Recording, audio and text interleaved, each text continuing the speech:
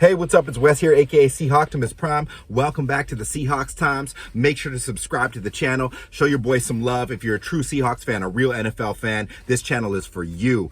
What can the Seattle Seahawks do in week 2 to get right in this season after a devastating home opener where the LA Rams came and absolutely handed it to the Seattle Seahawks? And it was mostly the magic of Matt Stafford in that game. I've watched the game again, and now I'm looking at it. Stafford had a fantastic game for all the things we did incorrectly, which was mostly everything. Stafford was really on his stuff, and I got to give him his props. But what can we do? It's not going to get easier. A steaming hot Detroit Lions team, which I think is a top 5 team this year.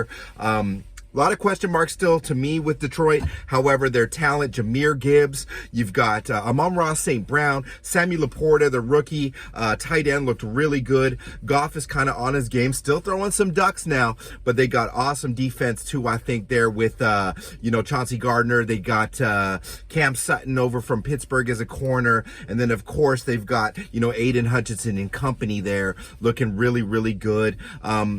I think that for Seattle to come out here, and I said it in my last video, they have to play with fire. They cannot come out flat.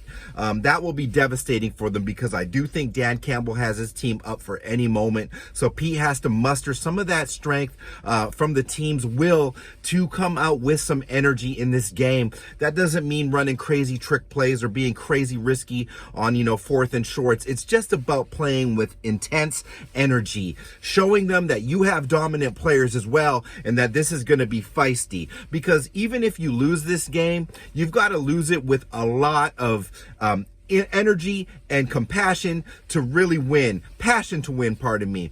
Now, game plan wise, what I would do is I would start this game and think, look, who are they going to try to beat us with, especially if they watch the film of Stafford chopping us up with Nakua, pardon me, and Tutu Atwell.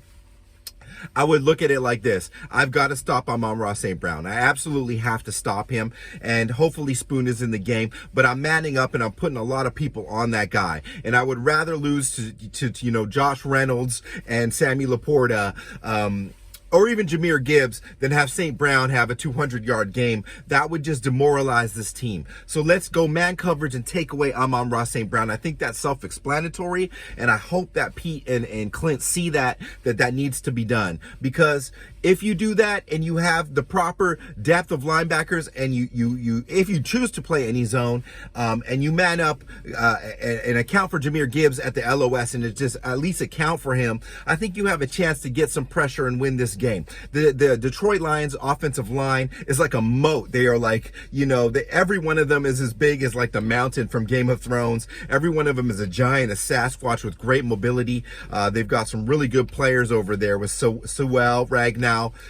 They really, really were good in pass protection, in my opinion, in that first game that they played and won in KC. I know Chris Jones wasn't there, but they looked really good at protecting Goff. So for us to get some edge, let's get a little bit wider to get some edge pressure, and send some DBs on the blitz, like send some corners on the blitz, send some safeties, send Love, send Bobby. I just want to see a different combination of pass rushing ability here. Draymond Jones was dead quiet in that game last week, and that is unacceptable. We really have to get at Jared Goff, and that's obvious. But if you get at Jared Goff, he can kind of throw some errant stuff there, and we do have the talent of secondary to pick the ball off here. So let's get an early turnover. Let's be feisty. But let's establish the run. Ken Walker looked good to me early in that game.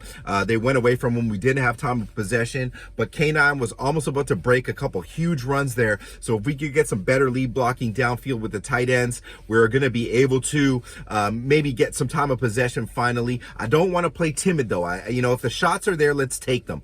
Their cornerbacks over there are not special to me in Detroit. They play well, but they are not the type of corners that can threaten DK Metcalf and those guys. If you actually get this stuff going and get some rhythm and get on time, get on schedule. Pete's going to be preaching that on Tell the Truth Monday. I'm sure he did. Look, I know it hurts, guys, and I know it's so easy to have a bunch of doom and gloom when you drop a game like that, and it's really disappointing. But if you're the Seahawks, you're the players, you need to come in, prepare this week properly like that never happened. And I know that's one part of Pete's philosophy that is really strong. You take it one game at a time. Every game is a championship moment. Is it likely that we lose to Detroit? Sure it is. But you can't go into that game believing that if you're a Seahawks player. And I want to see DK, Bobby, Tyler, and Quandre display elite leadership in this game. I want them to be cool, calm, composed. As Detroit tries to get under your skin, I want to see that they prove that they are the leaders that this team needs and paid for to take this team to the next level, to the next step. And it starts with fundamentals.